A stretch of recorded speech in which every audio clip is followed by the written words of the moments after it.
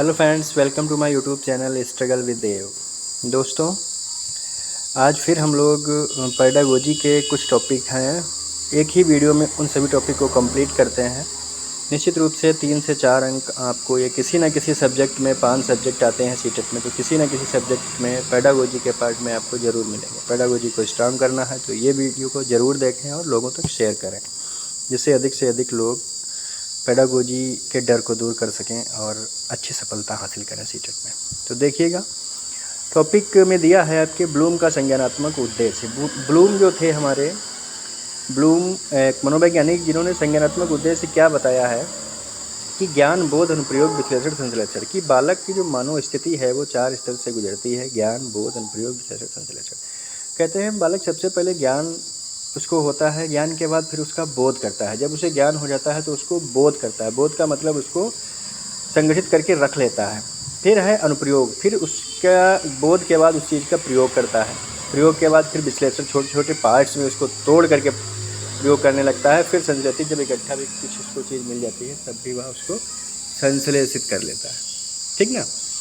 तो ये बात हो गई ब्लूम के संज्ञानात्मक उद्देश्य। अब दूसरा इसी में टॉपिक है आकलन के संबंधित, कि कक्षा आधारित आकलन और विद्यालय आधारित आकलन। 2 रूप में विद्यालय में आकलन होते हैं। कक्षा आधारित आकलन जो होता है परीक्षाएं, प्रश्नोत्तर और लेखन से संबंधित आकलन कक्षा आधारित होता है। ये कक्षा के अंदर किया जाता है। तो परीक्षाएं किस आकलन से संबंध रखती हैं, तो कक्षा आधारित आकलन बिल्कुल याद रखिएगा।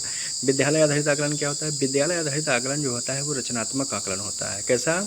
रचनात्मक आकलन होता है, जिसमें संपूर्ण व्यवहार का आकलन हो, वही रचनात्मक आकलन है। संपूर्ण व्यवहार से तात्पर्य है कि खेलने की स्थिति में वह कैसा है, पढ़ने में कैसा है, लिखने में कैसा है, अन्य जो गतिविधियां होती हैं उनमें उसका प्रतिभाग कैसा रहता है। इन सब का आकलन जब करते हैं तो वह विद्यालय आधारित आकलन होता है, और होना भी चाहिए। विद्यालय आधारित आकलन बहुत अच्छा है। फिर एक टर्म आता है पोर्टफोलियो। पोर्टफोलियो किसी न किसी सब्जेक्ट में आपको सीटेट में ज़रूर मिलेगा, और हम लोग पोर्टफोलियो समझ ही नहीं पाते कि पोर्टफोलियो है क्या।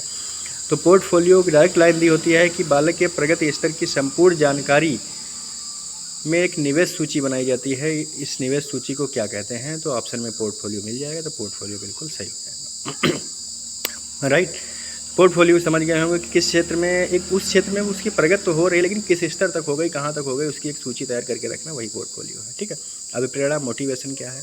अभिप्रेरणा से बच्चों में रुचि उत्पन्न की जा सकती है। अभिप्रेरणा से बच्चों में रुचि उत्पन्न की जा सकती है। ये डायरेक्ट लाइन मिलती है कि बच्चों में रुचि उत्पन्न की जा सकती है। ऑप्शन में दिया होगा अभिप्रेरणा, प्रेरणा, संवेग, उत्प्रेरक, ये सब होता है। उत्प्रेरक नहीं, उत्प्रेरक सिर्फ क्रियाशीलता को बढ़ाता है ना, क्रियाशीलता को बढ़ाता है, वो उत्प्रेरक कहलाता है। अभिप्रेरण का मतलब अलग होता है, मोटिवेशन होता है। जब हम बच्चे को मोटिवेट करते हैं तो उसमें रुचि उत्पन्न की जा सकती है मोटिवेशन के द्वारा। ठीक। यह अभिप्रेरण 2 प्रकार का है। अभिप्रेरणा 2 प्रकार की होती है, आंतरिक अभिप्रेरणा होती है और बाह्य अभिप्रेरणा होती है। आंतरिक अभिप्रेरणा सकारात्मक होती है। वह अभिप्रेरणा जिसमें बालक स्वयं कुछ करने की इच्छा रखता है तो वह सकारात्मक अभिप्रेरण कहलाता है, और वह सकारात्मक अभिप्रेरण हमारा आंतरिक होता है। बाह्य अभिप्रेरण नकारात्मक होता है, इसमें बच्चे के ऊपर दबाव भी रहता है। जैसे हम बच्चे को डांट करके या कुछ समझा करके काम करा ले जाते हैं, तो वो बाह्य अभिप्रेरणा के अंतर्गत आता है। ठीक है। तो उम्मीद करते हैं आप लोगों को ज़रूर अच्छा लगा होगा। हम ऐसे ही आपको मिलते रहेंगे। इसके बाद क्वेश्चन सीरीज़ भी लाएंगे। पर डे 5 क्वेश्चन या 2 क्वेश्चन, 4 क्वेश्चन ज़रूर कराएंगे, जिससे आपको सीटेट में इस बार सफलता ज़रूर अच्छी मिले, ये हमारी उम्मीद है। और आशा भी करते हैं आप लोग इस बार अच्छे अंकों के साथ सफल होंगे।